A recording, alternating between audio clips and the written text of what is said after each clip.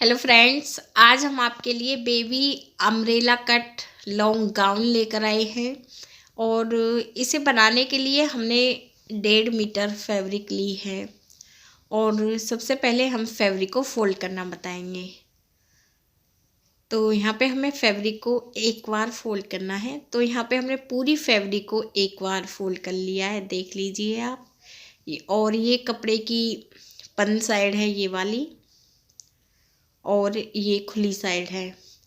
तो खुली साइड की तरफ से हम कोने को पकड़ेंगे और अब हम इसे तिरछा फोल्ड करेंगे। तो अम्ब्रेला कट में हम इसे इस तरह से फोल्ड करते हैं।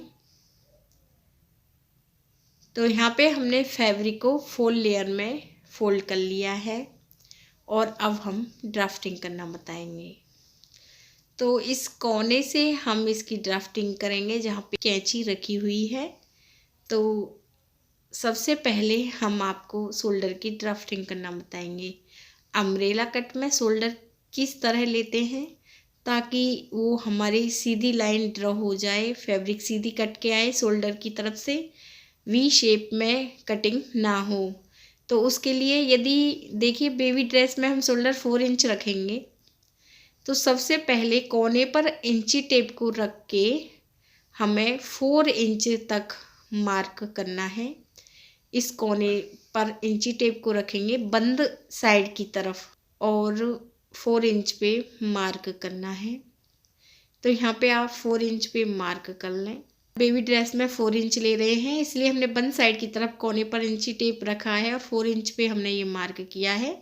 यदि शोल्डर आप 5 इंच लें तो 5 इंच पे मार्क करें, 7 इंच शोल्डर रखें तो 7 इंच पर मार्क करें बंद साइड की तरफ। और फिर हमें ऐसे 4 इंच तक सीधी लाइन ड्रॉ करनी है। इंची टेप को हमें उतना ही सीधा करना है, ये 4 इंच तक मार्क आ जाए, सीधी लाइन ड्रॉ हो जाए। एक बार मैं आपको पास से दिखा देती हूँ। ये खुली साइड है, ये बंद साइड है। तो कोने पर इंची टेप को रखेंगे और यहाँ से हम पहले मार्क करेंगे शोल्डर के लिए। तो कोने पर इंची टेप को रखते हुए मैंने यहाँ पे 4 इंच पे मार्क किया, क्योंकि मैं शोल्डर 4 इंच ले रही हूँ तो मैंने यहाँ पे 4 इंच पे मार्क किया है। यदि आप शोल्डर 5 इंच या 6 या फिर 7 इंच रखें तो ऐसे ही पहला मार्क कर लें बंद साइड की तरफ। अब इंची टेप को आपको उतना ही तिरछा करना है 4 इंच तक ऐसे, और लाइन ड्रॉ कर लें। अब हम आर्म होल्स रखेंगे। बेबी ड्रेस में आर्म होल्स शोल्डर के अकॉर्डिंग रखते हैं। तो यहाँ पे हमने शोल्डर 4 इंच लिए हैं तो आर्म होल्स की लेंथ 1/2 इंच अधिक रखेंगे। तो आर्म होल्स की लेंथ हम 4.5 इंच ले रहे हैं, 4.5 इंच। तो बंद साइड की तरफ इंची टेप को रखेंगे और 4 इंच शोल्डर की तरह हम यहाँ पे एक मार्क कर लेंगे ताकि लाइन हमारी आर्म होल्स की सीधी ड्रॉ हो। तो ऐसे 4.5 इंच तक हम आर्म होल्स ले रहे हैं। आर्म होल्स तक हमें ऐसे सीधी लाइन ड्रॉ करनी है और फिर हमें इस लाइन को बाहर की तरफ ड्रॉ करना है। इसके बाद अब हम यहाँ पे चौड़ाई का 4th भाग रखेंगे और जो भी चौड़ाई हो आप उसका 4th भाग रखें। जैसे कि चौड़ाई है 22 इंच तो 4th हुआ 5.5 इंच। और बेबी ड्रेस में 1/2 इंच की हम लूजिंग रखेंगे, तो यहाँ पे हमने 6 इंच पे मार्क किया है और 1.5 इंच फैब्रिक हम मार्जिन के लिए ऐड कर रहे हैं। इसके बाद अब हम कमर की ड्राफ्टिंग करेंगे। बेबी ड्रेस में कमर की ड्राफ्टिंग हम शोल्डर के अकॉर्डिंग करते हैं। तो शोल्डर हमने 4 इंच लिए हैं तो आर्म होल से हम मार्क 4 इंच पर करेंगे कमर की ड्राफ्टिंग के लिए। और बेबी ड्रेस में कमर की जो ड्राफ्टिंग होती है वो चौड़ाई के अकॉर्डिंग होती है। तो चौड़ाई यहाँ पे हमने 6 इंच ली है तो कमर की ड्राफ्टिंग हम 5.5 इंच पर करेंगे। 1/2 इंच हम चौड़ाई से कम रखेंगे कमर की ड्राफ्टिंग करते टाइम। और 1.5 इंच फैब्रिक यहाँ पे मार्जिन के लिए ऐड कर रहे हैं। और जो मार्क हमने किए हैं अब हमें लाइन ड्रॉ करनी है। और इसके बाद अब हमें लेंथ लेनी है। अब हम लेंथ ले रहे हैं तो यहाँ पे हम शोल्डर की तरफ इंची टेप को रखेंगे इस तरह से। बंद साइड की तरफ हम लेंथ रखेंगे इसकी 24 इंच 24 इंच पे हमें मार्क करना है। इसके बाद कोने पर हम इंची टेप को रखेंगे इस कोने पर ऊपर की तरफ, क्योंकि 4 इंच पे हमने मार्क किया था, तो ऊपर की तरफ अब जब हम इंची टेप को रखेंगे तो जो मार्क हमने 24 इंच पे किया है वो 28 इंच पर आएगा। तो अब इस तरह से हम 28 इंच पे ऐसे ड्राफ्टिंग कर रहे हैं बॉटम पार्ट की। इस तरह से आप 28 इंच पर ऐसे ड्राफ्टिंग कर लें। तो 28 इंच पे हमने ऐसे ड्राफ्टिंग की है बॉटम पार्ट की, और अब हमें यहाँ पे इंची टेप को रखना है और तिरछी लाइन बॉटम पार्ट तक ड्रॉ करनी है। इस लाइन से जो हमने ये कमर की ड्राफ्टिंग की है, ऐसे हमने ये लाइन ड्रॉ कर ली है। इसके बाद साइड से हम ये बॉटम पार्ट है इसकी गोलाई करेंगे 1.5 इंच पर, इसे कम रखेंगे साइड से हम। यदि आप बराबर रखना चाहती हैं तो रख सकती हैं, मैंने थोड़ी सी गोलाई की है 1.5 इंच पर, और 1 इंच पर मैंने आर्म होल्स की ड्राफ्टिंग की है। और अब हम गले की ड्राफ्टिंग कर रहे हैं। गले की जो चौड़ाई है वो हम 1.5 इंच रखेंगे, और लेंथ यहाँ पे मैंने 2.5 इंच ली है। ऐसे हमें बॉक्स बनाना है और 1/2 इंच पर हमें गोलाई करनी है। तो ये हमने गले की ड्राफ्टिंग कर ली है, वो हम कटिंग करेंगे। पहले हमने इसे शोल्डर से कट किया है, फिर हमें आर्म होल्स की कटिंग करनी है, और फिर हम इसे साइड से कट करेंगे, और इसके बाद आप इसे बॉटम पार्ट से कट कर लें। इसके बाद एक पीस हम अलग करेंगे जो बैक पीस रहेगा, और फ्रंट पीस को हमें अच्छे से फोल्ड करना है, और यहाँ पे हम फ्रंट गले की कटिंग करेंगे।